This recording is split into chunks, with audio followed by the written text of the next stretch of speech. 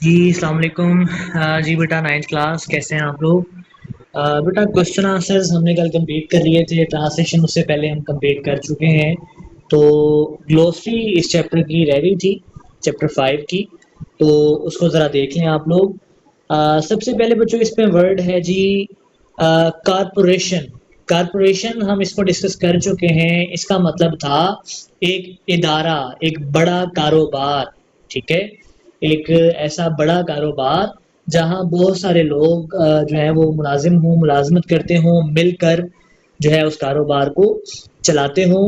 तो इसे उर्दू में हम कारपोरेशन भी कह सकते हैं, इदारा भी कह सकते हैं। और आगे इसके सिनोनिम्स देखें, मीनिंग्स देखें। A large business company.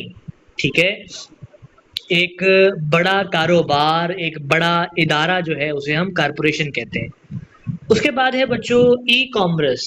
E commerce हम इसको पहले भी डिस्कस कर चुके हैं। E means electronic. ठीक है, और कॉमर्स जो है उसका मतलब होता है बिजनेस, कारोबार। ठीक है, तो इलेक्ट्रॉनिक बिजनेस यानी कि इंटरनेट के जरिए ऑनलाइन होने वाला कोई भी जो बिजनेस है उसे हम ई कॉमर्स कहते हैं। ठीक है, business that is conducted on the internet. Internet पर जो भी कारोबार किया जाता है उसे हम ई कॉमर्स कहते हैं। उसके बाद है एंटरप्रेन्योरशिप। एंटरप्रेन्योरशिप को हम पहले कर चुके हैं डिस्कस। इसका मतलब होता है कारोबारी मुहिम जुई, कारोबारी सरगर्मियां। ठीक है, या कारोबार करने का जो अमल है उसे हम एंटरप्रेन्योरशिप कहते हैं। The activity of making money. ठीक है, एक ऐसा अमल, एक ऐसी सरगर्मी जिसमें हम पैसा बनाएं, पैसा कमाएं बाय स्टार्टिंग और रनिंग बिजनेसेस। ठीक है, तो कारोबार शुरू करके, कारोबार चला के उससे हम पैसा कमाएं। स्पेशली खास तौर पर व्हेन दिस इन्वॉल्व, जब इसमें शामिल हो जाए टेकिंग फाइनेंशियल रिस्क। ठीक है, जब इसमें किसी भी किस्म का माली खतरा शामिल हो जाए, यानी हमारा जो पैसा है, जो माल है, जो दौलत हम कारोबार पे लगा रहे हैं, जब वो रिस्क पर आ जाए। ठीक है, कि प्रॉफिट भी हो सकता है, लॉस भी हो सकता है। ठीक है, मुनाफा भी कमा सकते हैं, नुकसान भी हो सकता है। तो स्पेशली जब ये वाला बिजनेस होता है तो उसे हम एंटरप्रेन्योरशिप कहते हैं। The ability to do this, ये करने की जो सलाहियत है उसे हम एंटरप्रेन्योरशिप कहते हैं। उसके बाद बच्चों अगला वर्ड है सेंटेंस। ठीक है, सॉरी, सेंटेंस तो इसका वो दिया हुआ है एंटरप्रेन्योरशिप का। उसके बाद वर्ड है इनोवेटिव। इनोवेटिव हमने पहले भी डिस्कस किया था। इसका मतलब होता है तख्लीकी, जदीद, इफ्तराई। ठीक है, इंट्रोड्यूसिंग और यूजिंग न्यू आइडियाज। ठीक है, नए ख्यालात को, नए मंसूबों को मुतारिफ करवाना, उन्हें इस्तेमाल करना, या वेज ऑफ डूइंग समथिंग, कुछ करने का जो तरीका होता है उसे हम क्या कहते हैं? इनोवेशन। ठीक है, इनोवेटिव, कुछ नया करने का तरीका, कुछ नया करने का अज़म, कुछ नया करने का मंसूबा। ठीक है, उसके बाद है बच्चों माइक्रो फाइनेंस। ठीक है, माइक्रो हम इसको डिस्कस कर चुके हैं। माइक्रो मीन्स स्मॉल, छोटा।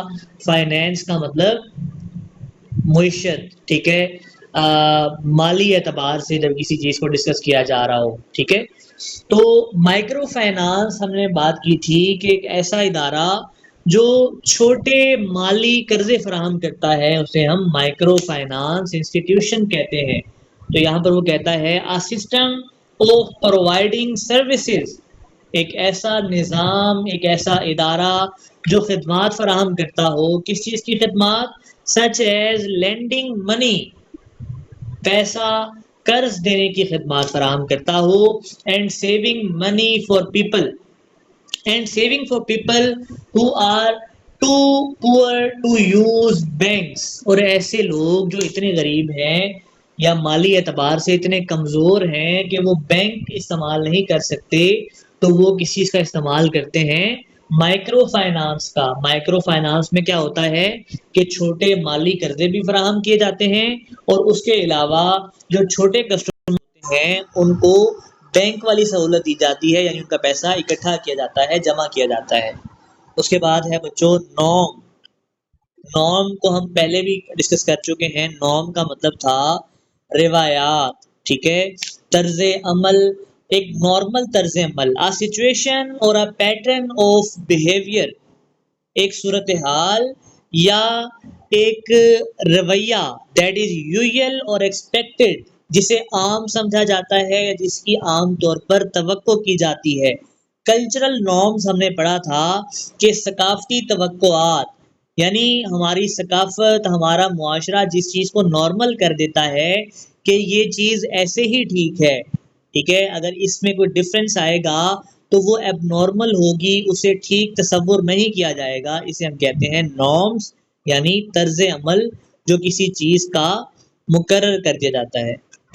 उसके बाद था सोसाइटल, मुआशरती, समाजी, कनेक्टेड विद सोसाइटी, यानी जो मुआशरे से जुड़ी हो, and the way it is organised, और इसका तरीक़ेकार जिस तरह से इसे मुनज़्ज़म किया जाता है, ठीक है। सोसाइटल हम डिस्कस कर चुके हैं, societal barriers, societal norm. Societal का मतलब है मुआशरे से मुताल्लिका कोई भी चीज़। उसके बाद है स्टीरियोटाइप।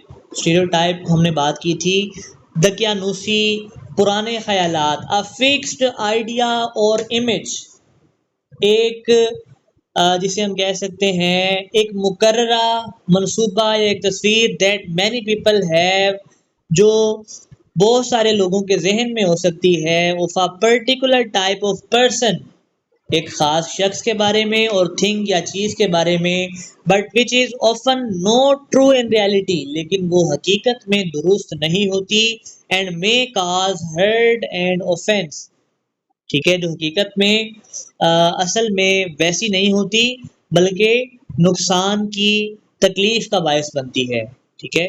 यानी किसी चीज़ के बारे में या किसी शख्स के बारे में एक अफवाह, एक आम ख्याल जो हर किसी के जहन में तो हो लेकिन हकीकत पर मबनी ना हो।